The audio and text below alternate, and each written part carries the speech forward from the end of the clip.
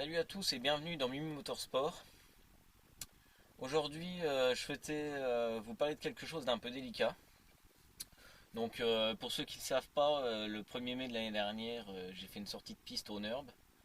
Donc, pour vous remettre dans le contexte, petite sortie entre potes, on y va de temps en temps. Donc, le jour-là, je prends 4 tours. On démarre mon tour de chauffe en arrivant. En passager, j'ai ma copine de l'époque, donc qui a un peu peur. Bon, après, c'est normal. Donc je prends les premiers virages, pas d'abus, voilà, c'est tour de chauffe. J'arrive sur Flugplatz. Bon, j'appuie un peu, hein, on est vite à 200, c'est une ligne droite. Et arrive Schwendenkreuz, donc virage qui peut faire un peu peur, parce qu'il est assez rapide et est connu pour faire bouger un peu l'arrière de la voiture. Il y a notamment pas mal de vidéos de crash là-haut. Mais bon, personnellement, j'avais jamais eu de soucis dans ce virage-là, donc voilà. Donc j'arrive dans ce virage, donc je freine fort avant. Le problème c'est que je reste trop sur les freins, voulant passer plus doucement qu'habituellement pour pas faire peur à la passagère.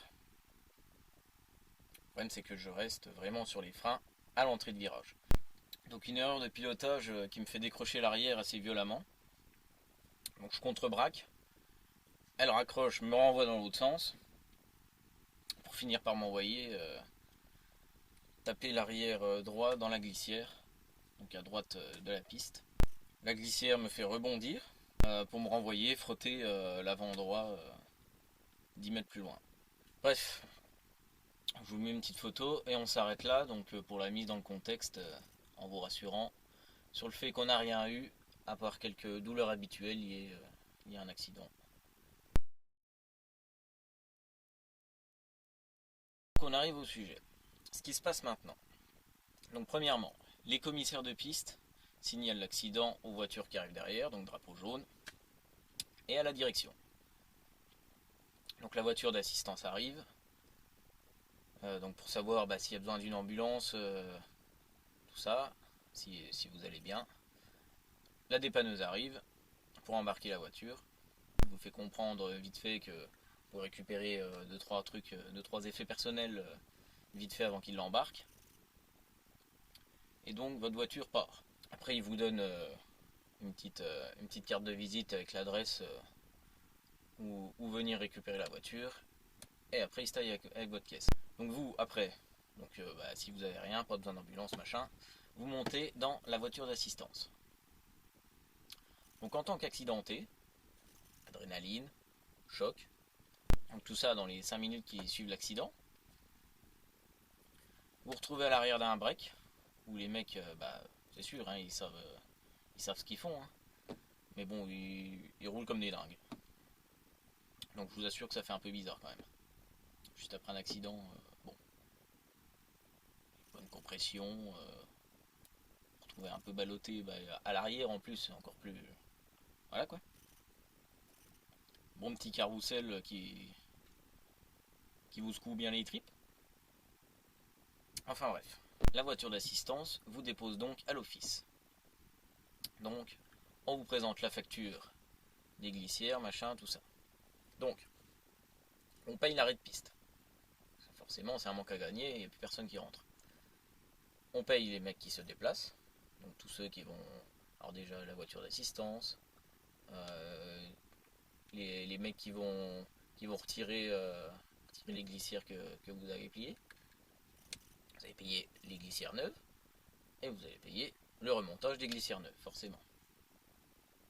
Donc en fonction du nombre de chocs et du nombre de glissières en hauteur, parce que suivant les virages, il peut y avoir 2, 3 ou je crois que ça va jusqu'à 4 glissières superposées.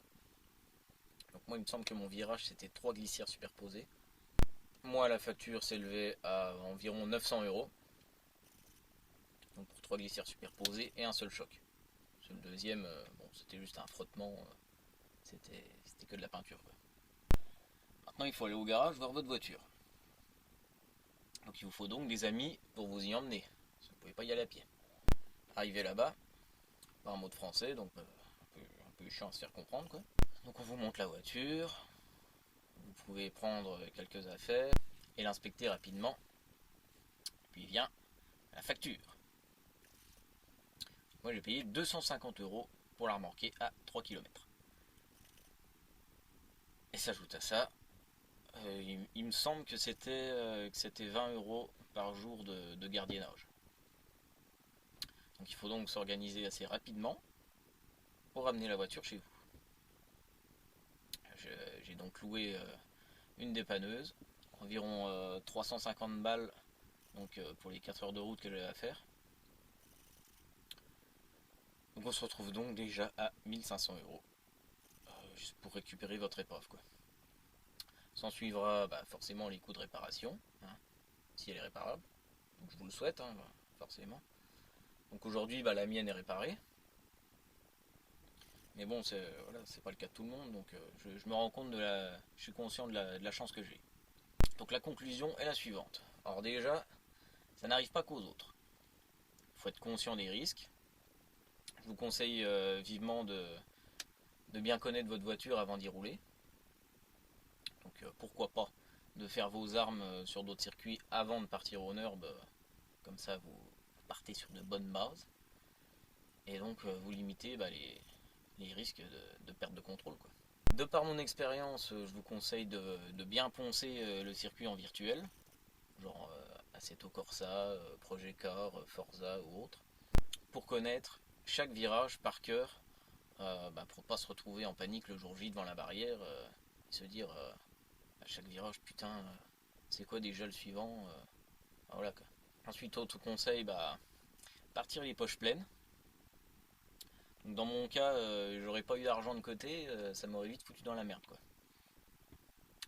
Donc si tu prévois un budget de 300 balles la journée, tu te prends 4 tours, l'essence et la bouffe, et que sur le compte, t'as plus rien, franchement je te déconseille fortement, parce que moindre pépin, t'es dans la merde, quoi.